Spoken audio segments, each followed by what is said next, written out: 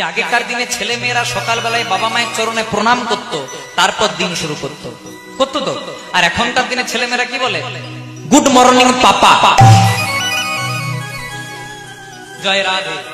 Good morning পাপা মানে পাপ, তুই কোথাও থাকিস না, সকালবেলায় আমার ঘরে আয়। তাহলে এই ঘরে অশান্তি লাগবে না তো কোথায় লাগবে? ছেলেকে ইংলিশ মিডিয়ামে পড়ান, ছেলেকে পাশ্চাত্য কালচার শিক্ষা দেন, তার সঙ্গে শেখাবেন যেন বাবাকে বাবা বলে, মাকে মা বলে।